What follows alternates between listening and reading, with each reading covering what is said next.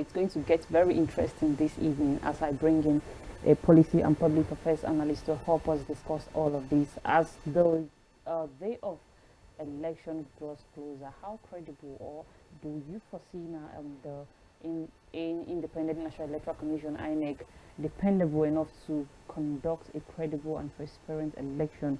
I'm being joined to discuss this evening by Dalsi Vasahid Olayinka, like I said, who is a policy and public affairs analyst. He joins me live in the studio. A very good evening and thank you for coming. Good evening. It's such a pleasure to have you. A pleasure to be here. All right, now let's get started. From the coming election, from policy a standpoint, we see that the 4 years of this current administration is almost coming to an end, and of course, in less than a year, Nigerians will head to the poll to decide who they want to be governed again. But let me get your thoughts on what you think. First of all, the 4 years and how credible you think INEC, how prepared do you think INEC is ready to deliver the next coming election? Thank you very much again for having me, Mrs. Chinansa. I'm happy to be here. Thank you for coming. But before I respond to your question, I think I want to congratulate the newly elected chairman of FCT.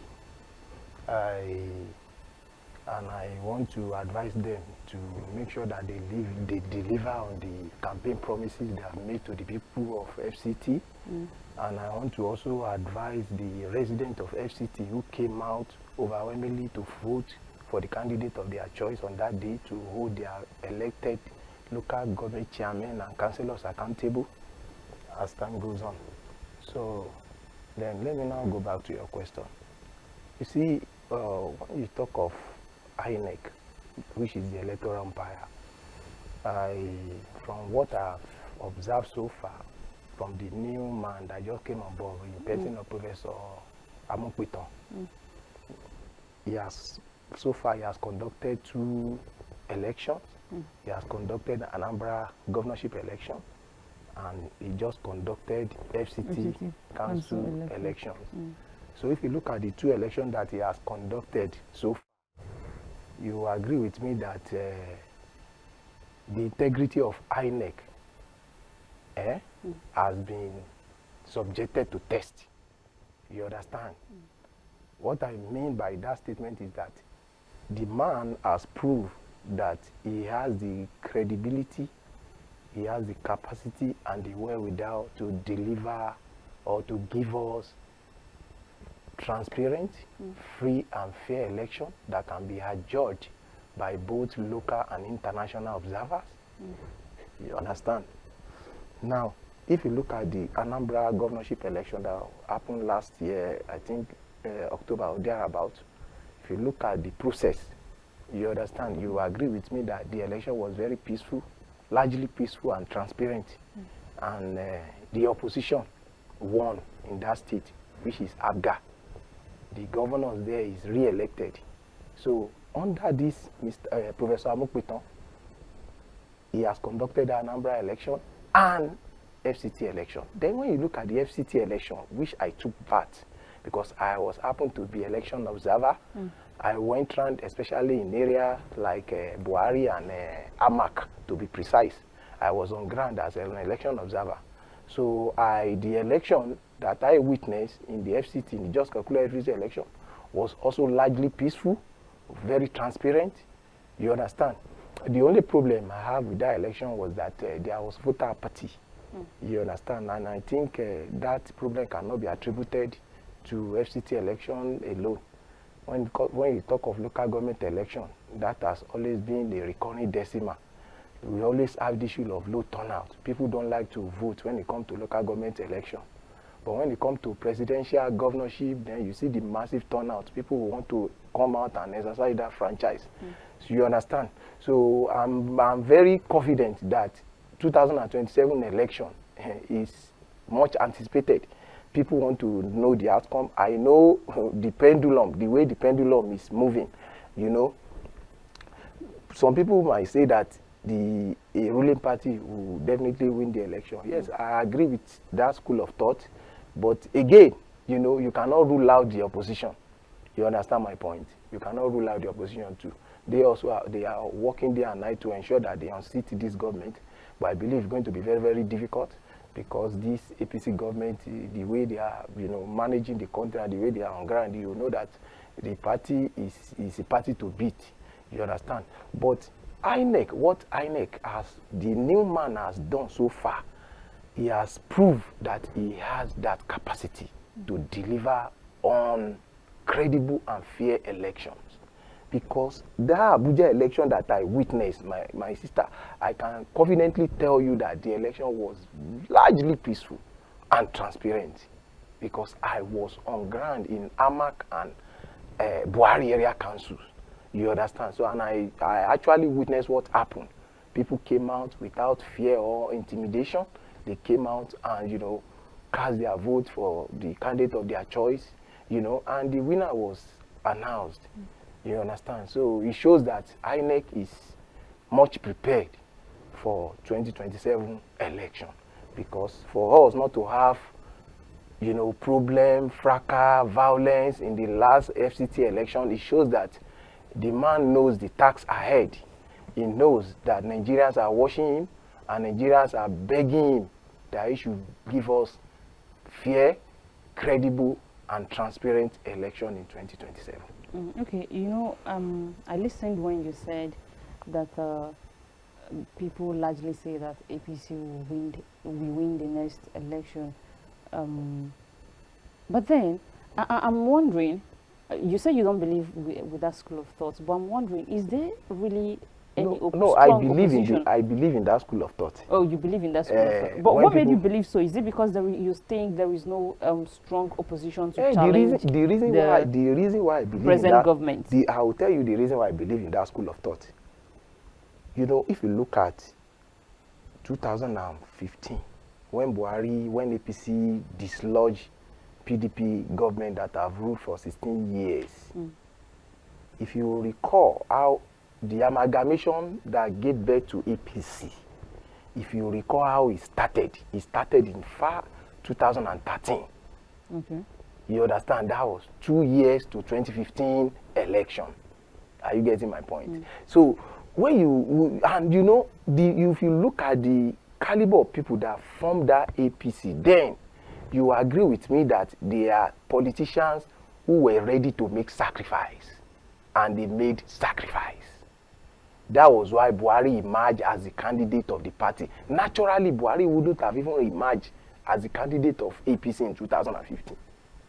If the leaders of the APC then, you understand, were not able to make that sacrifice, Buhari wouldn't have even emerged. If Tinubu, who happens to be our president today, was not able to, let's go to say, okay, let's allow Buhari to have this ticket. You understand? Buhari wouldn't have emerged as a candidate. But Tinubu made that sacrifice. But today, are we seeing that in the opposition? Are we seeing that? We need to see a semblance of that. Of what happened in 2013 that gave birth to the amalgamation of APC, that made Buhari to get that ticket. Are we seeing that today? No. Everybody want to, yes, I know, I agree. I so much agree with the school of thought that say, as a politician, as a citizen of Nigeria, you have a right to contest for election. Nobody should be disenfranchised. But we should also, the leaders of the opposition should also remember that there is a gentleman agreement that is between the North and the South. This is the time for the South. Buhari has done 8 years. He's from the North. Tinubu is just spending 4 years. So it now means that the South has 4 more years to complete. So the people like Atiku and other Akwankwaso, they shouldn't even be talking about contesting this election. If they really want to dislodge the APC government, they should not be talking about contesting, because the South still have 4 years to complete. I know it is not constitutional. It's just a gentleman agreement. You understand? But I think, morally speaking, it should be respected. You understand? The oppositions, they are not ready, especially the leaders of they are not ready to make sacrifice. They are not. And the handwritings are there. Atiku want to contest. He doesn't want to step down. The same thing, Kwankwaso. So what are we saying? So the way I'm seeing the election, when you say the people believe that it's a walkover for Tinubu, I also agree with that school of thought. That's just the truth. Because when you look at the permutations and the dynamics, you know that the dynamics and the permutation favor the incumbent president, Bola Ahmed Tinubu. That's just the fact. Okay, but then let's look at the state of the economy. Do you think this present government have actually delivered on the promises and dreams they sold to the Nigerian people? You see, yeah, I will not, thank you for this question, but I will not tell you that this government has delivered on all their campaign promises. But there are some that they have done fantastically well. There are some areas they have done fantastically well. And I will give you some areas that they have done fantastically well. Look at the issue of NEFON. If I was a student, I remember when I was a student in 2006, 2011, if I had the opportunity of getting that NEFON, I would have come out with first class instead of this second class upper that I came out with in university. Because nobody could sponsor me. My parents, they couldn't sponsor me. But this government came up with this issue of NEFON, and students can now get loan to, to proceed on their education studies. Are you getting my? And every month they get stipend of 20,000 naira, which is a very good one. Are you getting my point? That's number one. Number two, if you look at the money this government is giving to the subnationals, I mean the state governors, you will agree with me. Before now, a lot of states, before Tinubu, a lot of states could not even pay salaries. A lot of them, they couldn't pay because the allocation that they were getting was very low, very minimal. But today, some of the states, they are getting, in fact, there was a state, and there is still a state, in Enugu, there was a governor in Enugu, and still the governor, he said the allocation is getting in a month is more than what his predecessor got in 4 years. But the question is, are they using the money for the betterment of the people in their various states? That is the question. They are getting this humongous amount of money, but it's only few of those governors that are using this money judiciously to ameliorate the suffering of their people. You understand? Most of them are, the money they are getting, most of the governors don't even have any right to complain. If they really want to compliment the effort of the president, most of the sufferings we are experiencing today will have been a thing of the past. You understand? If they use that money they are getting from the federal government judiciously, a lot of problems will have been solved, including security, including insecurity and banditry. You understand my point? The security vote they are getting for, they are getting, each governor is more than 10 billion every month. What are they using it for? And every day we hear about killings here and there. There was a video that was circulating yesterday. Some bandits attack one village in Akaleri local government. They have a governor. The governor is collecting security vote. They know that area very well. And the governor even happened to come from Akaleri in Bauchi, because I know Bauchi very well. And the bandits went to the village, attacked people, kidnapped people. So I want Nigerians to start holding their governors accountable. Because these governors are getting, some of them don't even stay in their state. Some of them stay in Abuja here. If you go to their state, you hardly see them. There was a governor, I don't want to mention his name. I wanted to see him for more than how many weeks? I couldn't see him. He was in Abuja throughout. The period I wanted to see, he was in Abuja. So most of these governors, they don't stay in their state. They are getting this humongous amount of money from President Bola Ahmed Tinubu, but they are not using it for the betterment of their people. And that is why people are crying that there is suffering in the land. And don't forget, these governors have humanities. They have immunity. There is nothing the president can do, so long as they still remain as governor. They have immunity. Immunity covers them. So there is nothing the president can do about it. It is only when they leave that office that if they have any case to answer that they can be taken to court.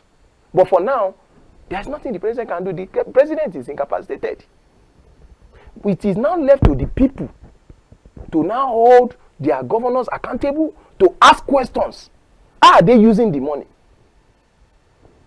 And the media too need to ask questions. The civil society, we need to ask them questions. How are they using the money? We are not asking these questions. There was a local government in Plateau State, Basa to be precise. I was called in budget last year that the money the last budget they released to that local government was 8 billion naira. 8 billion naira was released to that local government. Basa, very close to just not local government. And if you visit that local government, there is nothing to show for it. The people there are docile. Some of them say, those people living there, they don't even know how much was released to their local government, to the local government chairman in that local government. They don't know. You understand? So Nigerian people are docile. They don't want to participate. They need to ask questions. These governors and they are closer to the people. They are closer to the people. Everybody is looking at the presidency, looking at President Ahmed Tinubu. But what about the subnationals? What about the local government chairmen? What about our House of Rep, our senators? You know how much they are getting? Even the House of Rep today, their allocation has increased from 300 million to about 2 billion. It's a lot of money. If they use that money judiciously for their various constituencies and various senatorial districts, you know what that will mean to their various constituencies. You know what it will mean? It will bring a lot of developmental projects. So the media, the civil, we need to do a lot more to sensitize people, to let people know how much their local government chairmen are collecting, their governors are collecting. They should hold them accountable. When you don't ask questions, then we will give a room for shenanigans. That is my problem with Nigerian people. Everybody is looking at the federal government. And that is why this president has given autonomy to the local government chairman. Because he believes that the local government are closer to the people. And that is the way we can move this country forward. That's the only way we can move the country forward. Because if you don't give autonomy to the local government to the local government chairman that are closer to the people, then this country cannot move forward because our problems are local. And the solution too will be local. Are you getting my point? Mm. So we need to do a lot more.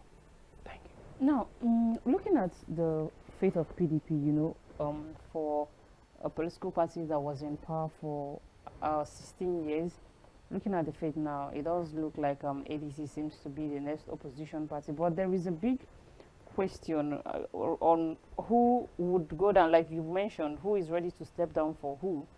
Who should the Nigerian people rally around when it comes to the when it comes to the ADC, which we now see as the opposition party, of perhaps the strong opposition party, because the PDP, we don't know the fate of PDP anymore. You see, the PDP you mentioned was supposed to be the major opposition. Was supposed to, yes. Was supposed to. But it's not because longer. It's the party that ruled for Nigeria for 16 good years. Mm-hmm. When Fourth Republic returned, he returned with the PDP presidency in 1999. Mm. But after 2015 election, then the party went to sleep. The party is in disarray, is in tatters. Mm. Their problem it didn't just start now. It has started long before now. You understand? Mm. The PDP, as far as I'm concerned, the PDP is not even in this race because their problems are still in court, and the court have not even decided who. The court has not even recognized any of the leadership, whether Wike's camp or Saminu Turaki's camp. It's still in court. But like you asked me just now, you see, if I should mention a person that the opposition should rally around, it will look as if I'm promoting. You understand? I'm not a promoter of any political party. You understand? I'm just a patriotic Nigerian, and I'm only come here to speak the truth. You understand? But the truth of matter, the truth of the matter is that there is a gentleman agreement between the North and the South. So it is the turn of the South to finish 8 years. So the North should wait till 2031. Okay. That is just the truth. Except we want to deceive ourselves. Nigeria is an heterogeneous country. You understand? The people, our founding father that said there should be this gentleman agreement between the North and South, they didn't make mistake. Because what they are trying to do is to, they wanted us to run a government of inclusion. You understand? Every tribe, every entity, must participate in this stake called Nigeria. You understand? So that is why I said the North should wait for 2031, because this is the turn of the South.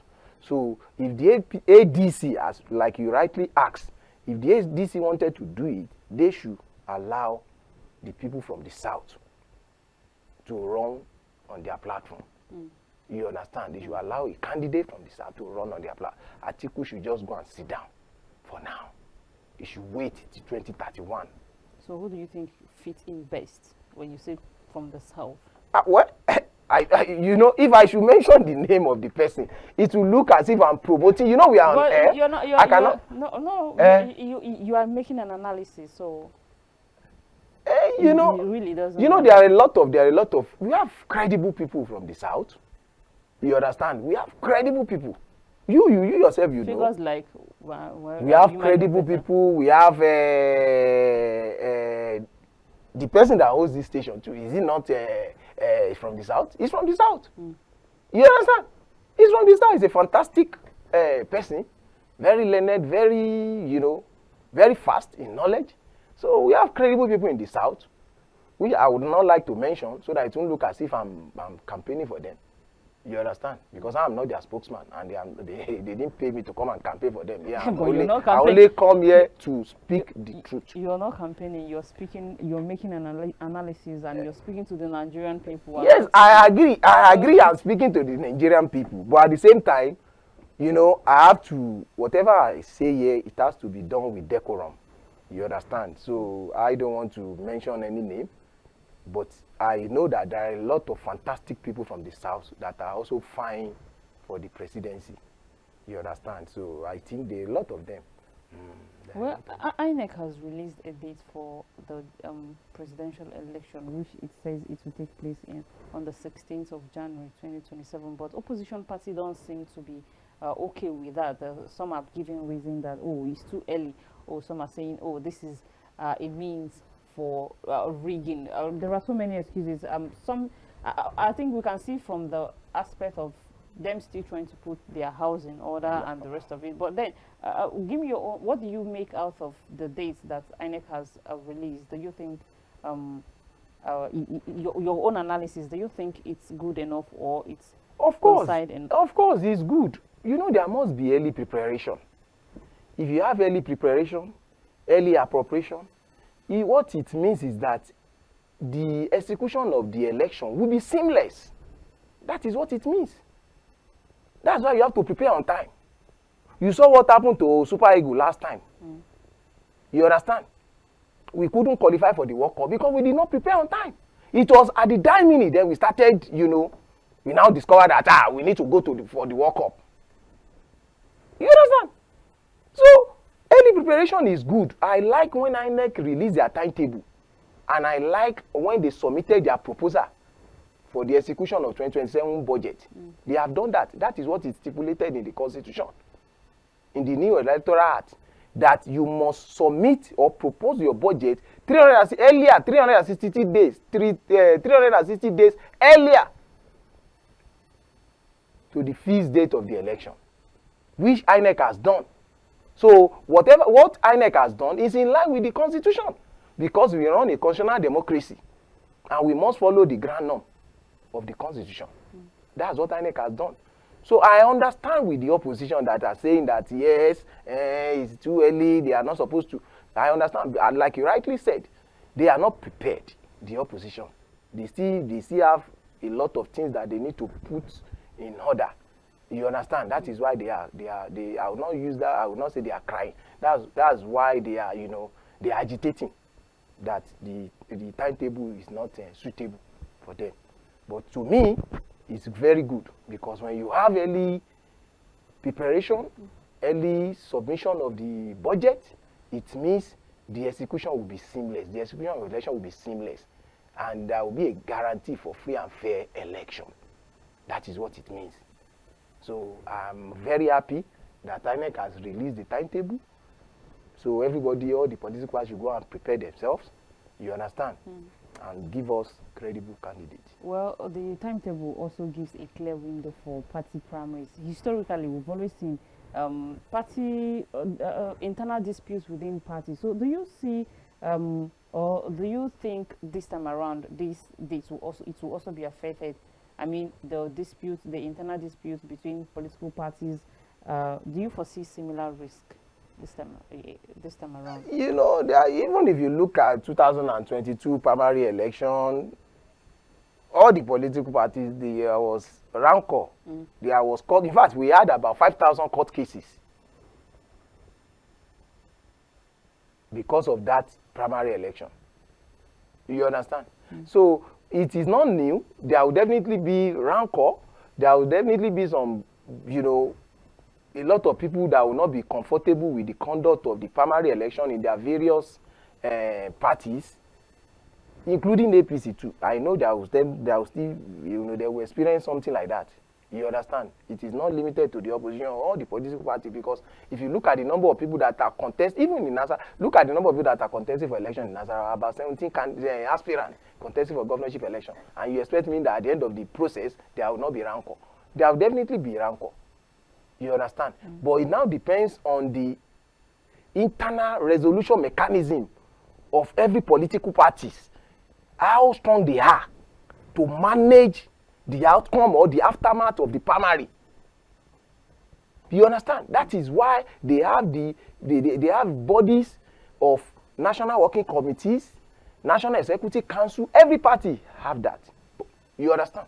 So that if there are grievances among the party leaders after the conduct of the primary election, then those bodies will now be set up to resolve those aggrieved members, to resolve their grievances, to make sure that they are in line and in tune with the party's resolution.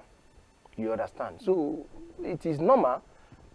It is normal in our political system. It is normal if you look at our history as a country. It is normal that there will be rancor, there will be court cases. It's normal. It will happen in APC. It will also happen in ADC. But I strongly believe that if they have a very strong national working committee and very strong national executive council that can resolve the internal wranglings among the party leaders, then at the end of the day, the party will be a formidable party to contest for 2027 election. All right. I know you've earlier said that the current Inec chairman has demonstrated competence and credibility when it comes to conducting elections. So what? So we can trust him with that of the yes, for coming what? election. But we've also had issues where we see technology problems. It has been debated over time. The last time we heard there were glitches and so many. So how do you think the INEC will strengthen public confidence and trust this time around? So there won't be cases where we'll have to wake up and we'll be giving excuses, oh, there was glitches and the rest of it. You see, if you look at the money INEC has proposed for the execution of 2027 budget, is about 873 billion naira that they have proposed to execute this 2027 election. And if you look at the money allocated to election technology, because this budget is divided into 4. We have election administrative, we have election technology, we have we also have election operations, we have election capital cost. But if you look at the election operations took the large chunk of that budget. Is about 300 and something billion naira, followed by election technology. Election technology took about 207 billion. So it means that the current government, the current chairman of Inec, still believe in technology-driven process to run our election.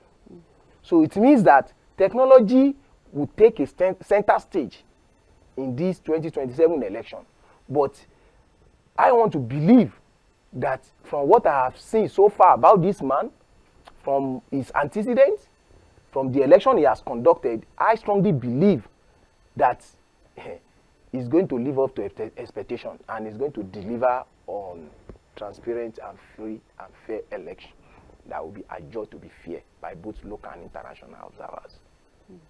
That's what I believe. You have so much confidence, I think I like that. Oh, but because of what he has done, Anambra election, an FCT election. I observed FCT election. I was everywhere. But many people have also argued that the FCT election was What? not credible. Ah, no. You see, Nigerians, the problem we have in this country is that we like casting aspersion, especially when we are not there. I ask question, were you on ground?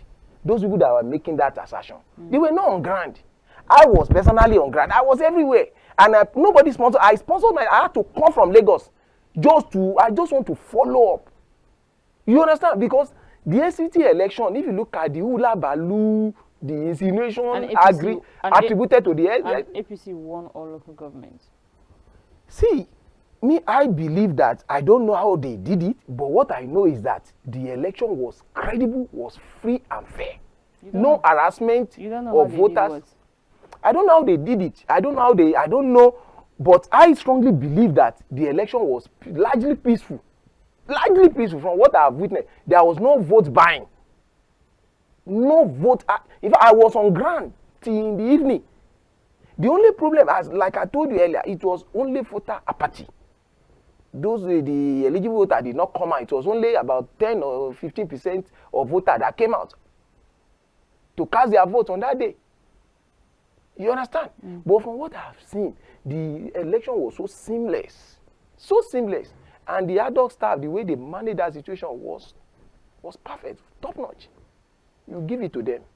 So that is why I strongly believe in the Inec chairman, that he is going to deliver on free and fair election. But then, are you seeing sufficient funding and political will to support Inec? To support Inec?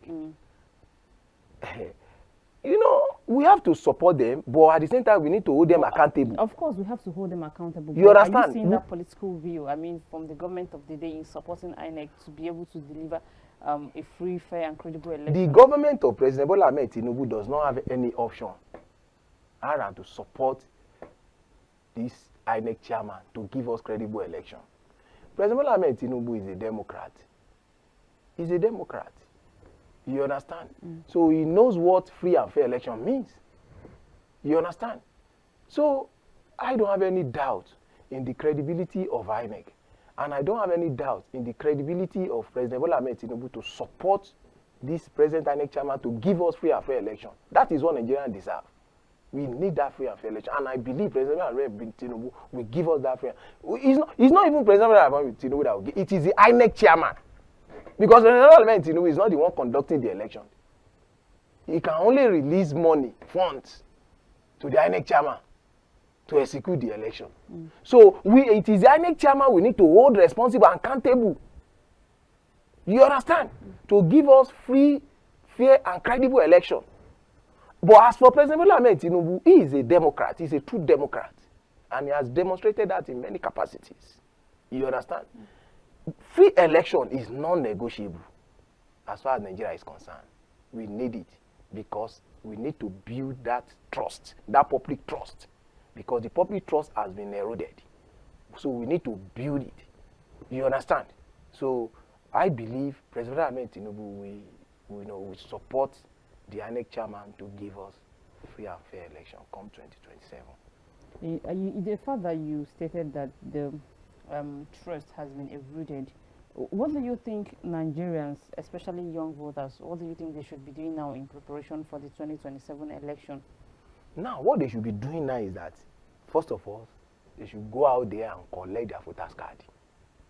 And again, those that have collected, you see some people, they have the voters card in the last Abuja election. But when you talk to them that they should go and vote, they say they don't want to go and vote. But I know that when they come to presidential election, a lot of them will come out and vote for the candidate of their choice. But we need a lot of orientation and sensitization. People should be involved. People should participate in the electoral process. Because when you don't participate in the electoral process, then you don't have any right to participate in governance process. You understand my point? So Nigerian people need to be involved. Because when it is when we are involved, that is when we can, that is when our voice can be heard. You understand my point? So when you don't want to participate, when you want to stay at the back, it means a lot of things will go wrong, which you might not like. You understand? That is why we need to be involved. The Nigerian people need to be involved. There is continuous voters registration going on now. Most of these political parties, I don't see them on the street. Even with the civil society, we need to go out there, sensitize people to go out and get their voters card and make sure that on that day they come out and vote for the candidate of their choice. We need to do a lot of orientation and sensitization of Nigerian people to get their voters card, because it's only when that you have that voters card that you have the civic right to vote. You understand my point? And a lot of Nigerians don't even have it. According to the statistics released by Inec, a lot don't have. And even some that have, they don't come out on that day to vote. Because they no longer trust the institution, the institution INEC. But like I said, our democracy is still in progress. It's a building process. Our democracy just returned in 1999. It's just about 24 or 25 years thereabout. You understand? Without any interruption. I know we will get it right. You understand? Well, the question is when? We will get it right. We need to, like, you have a role to play. We, the civil society, we also have a role to play. You understand? So everybody have a role to play. You understand? Let's get involved. We should not be tired. We should get involved. We should continue asking questions. You understand my point? I believe if we continue to ask questions and get involved in the process, one day, Nigeria will be better for it. Yes, I strongly believe that. Wow. I'm not of the school of thought that will be casting aspersion on the country or cursing my country. I can never do that. Nigeria is a beautiful nation. And a lot of people are doing fantastically well in this country. If Nigeria is not a beautiful nation, you know, you know the number of people that have come back from abroad to come and establish in Nigeria. Since when? A lot are coming to establish in Nigeria. Under this current administration? Of course, because Nigeria is a land of opportunities. You understand? It's a land of opportunity. What you cannot get outside, you can get it. Under this current government of the day, that we've seen more people who want to leave the country, and that you're saying a lot of people. There was a woman in Port Harcourt. She's into bakery. She was living in the US for many years. If you see her bakery in Port Harcourt, when I watch it on TV, she's doing fantastically well in Port Harcourt. She lived in the US for many years before she came back to Nigeria. And she's doing well in Nigeria. A lot of them, people are coming. Even I have a friend in Canada that said wants to come and establish here. Nigeria is a land of opportunity. What you cannot do over there, you can do it here in Nigeria. There are opportunities in Nigeria. No doubt. And this government is also creating a lot of opportunities, helping SMEs. You know, there are a lot of things. Like I mentioned the NEM fund. If I was able to get NEM fund during my school time, I would have done fantastically well in school. But today, look at what the president has done, bringing NEM fund to our youth, to our children, so that they can go to school. And it is real. A lot of more than 2 million students have benefited from NEM fund. I'm telling you, I have people that are close to me that are benefited, that are beneficiary of NEM fund. So the government is really doing its best, but I believe there should be room for improvement. There is always room for improvement, but when you look at all the reforms that this government has brought, which would you say they've done so well in, and which do you think needs improvement? Like, because we are talking about reform, even the next election, the next government of the day, the next government that is coming into power would want to reform a lot of things. So In what sector or what sector of Nigeria do you think needs immediate? Is it the security, the education, the healthcare, or where? Number one, the security. The security, I agree to some extent that there is insecurity, but to some extent, at least in the past 1 or 2 months now, that issue has a little bit subsided. The issue of insecurity. You agree with me? When last did you hear of kidnapping? There was a recent one in Bauchi. Well, that one just apart from that one that happened. Aside that one that happened yesterday. We've also seen a video circulating on social media of a particular family that was kidnapped together with the kids. I don't know if you've seen that video where they are being flogged. You've not seen it. It happened in Abuja? Recently, not in Abuja. I think still in Bauchi or Katsina somewhere. I agree with you. I agree with you. Those things are still happening. Yes, I agree. But, you see, insecurity is not something that can be solved in one day. You understand my point? Even in U.S., like 2 or 3 days ago, somebody went to a particular place and started firing at people in U.S. I think in New York or Philadelphia or thereabout. So insecurity is not something that can be, eliminated one day or overnight, But there should be room for improvement. We need to do a lot. Our security agencies need to do a lot more. Because if you look at the money released to Nigerian military last year, it's about 3.something trillion. That's too humongous. You understand? It's too humongous. 3.something trillion released to Nigerian military. And yet we are still struggling to tackle the issue of banditry and what have you. You understand? So the president is really doing a lot to fund the military to make sure that Nigerians are secure. But the question is, our military doing enough to ensure that Nigerians are secure? I will tell you no. Because there are a lot of internal sabotage. There are a lot of internal sabotage among the military. And I think the military chiefs need to do a lot more to fish those saboteurs out of the system. You understand my point? You don't think it's more from political motivation? Yeah, the ruling party will tell you that those kidnapping that happened late last year was politically motivated. I don't want to, but the truth of the matter is that there is insecurity in the land. But the government of President Ahmed Tinubu is trying its best to ensure that those things are resolved. But the military should do a lot more to ensure that the internal sabotage is taken care of. Because if you have people that are giving the Boko Haram, the bandit information of the movement of the military, then how are we going to solve the problem of insecurity? That is why you hear of ambush of our military. But there is one question that has not left the lips of many Nigerians, and that question remains: how are these people being supplied arms? Yes, I've once spoken with a security expert who said that these bandits have more sophisticated army than our military. No, I will not believe that school of thought that say that they are more sophisticated than our military. I will never. But I like the question you asked. How are they getting their supply? That is the question we need to ask. We have borders, and our borders are not. I believe our borders are being manned by security agents. You understand? So how are these people getting their supply? That is the question. So we need to cut off their supply if actually we want to deal with these people. The logistic.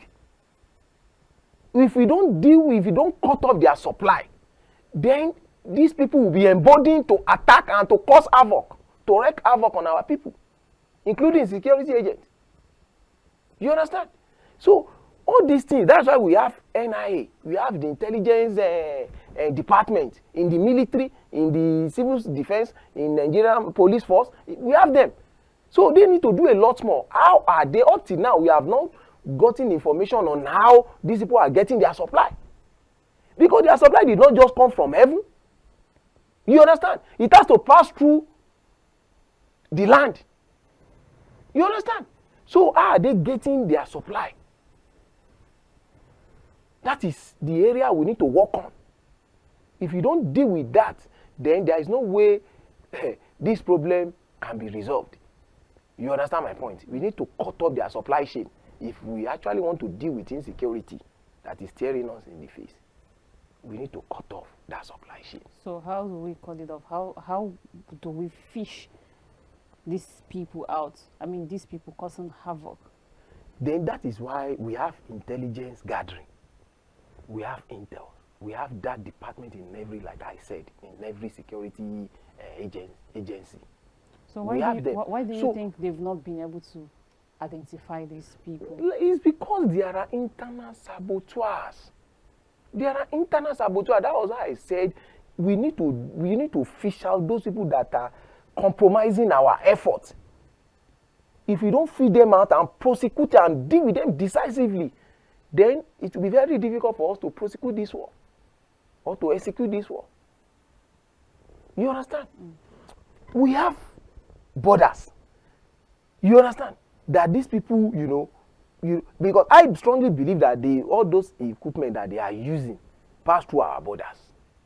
You understand? What kind of equipment bandit is holding that Nigerian government cannot afford to buy for Nigerian Army or Nigerian Navy or Nigerian police or Nigerian Air Force? What kind of, do you think, I don't believe in that school of that say they are more harm than our, I don't believe that school of thought. I don't believe. You understand? It just, the problem is there are internal saboteurs. There are people that are compromising the effort of our security agent. So that is why we need to do a lot more to fish those people out. We have intelligence guard. We have intel. So we should do a lot more to fish them out. Well, do you think the government have shown enough political will? The government of development, I mean, the government. You see, that is why I said, even with the civil society, the media, we need to ask questions. Okay, like I said, 3.1 trillion was released to Nigerian military. When I say Nigerian military, it comprises of Nigerian Army, Nigerian Navy, Nigerian Air Force, NIA, the Defense Bureau of Defense Research, and what have you. But did we ask questions how those money were being spent? Nobody asked questions. You understand? We are having budget out. We do budget out. But nobody asks questions how those monies are being spent. Nobody asks questions. You understand? So, we need to we should not put everything on the table of Mr. President. We, the citizens, we have a role to play. Especially the media, the civil society, we have a role to play. We need to ask questions. We need to know how they spend those money that are being released to them. There was former general, I don't want to mention his name so that they will not come and arrest me after I leave this place. He was accused after he left off, he was accused of owning properties in Dubai. What happened to him? Nothing. Nothing. Has he been prosecuted? No. Has he been taken to court? No. Nobody say anything. So, Nigeria, we are all stakeholders in this Nigerian project. And all of us must work in synergy to ensure that we have a better country. Everything, we cannot put everything on the table of Mr. President. We also have a lot of role to play. The media, the subnationals too, and the local government chairman. They have a role to play. All of us. You understand? So I believe it is only when we know our responsibility that we can hold these people accountable. Thank you so much. I love the part where you say we are all stakeholders. Yes. And that's why they say nation building is a collective effort. Responsibility, yeah, of course. So thank you very much. Da Silva Sahid Olayinka has been speaking with us. Thank you for having me. Regarding the 2027 Thank you for general having me. election. I'm happy to be here. It's been wonderful speaking with you. Thank you so much I'm happy for to be here. coming. We really do appreciate it. And as Nigeria prepares for the 2027 general election, the conversation must go beyond dates on a calendar. The strength of any democracy lies not just in holding election, but in ensuring they are credible, inclusive, transparent, and reflective of the people's will. The timetable is set, the legal framework has been updated. The expectation of Nigerians are high. The question now remains, will preparation meet expectation? That's how I'll leave it here on the table this evening. Until we'll come your way some other time, keep watching Kaftan Television, and may God bless the Federal Republic of Nigeria. I am Chinaza Ase. We'll see you again on Friday.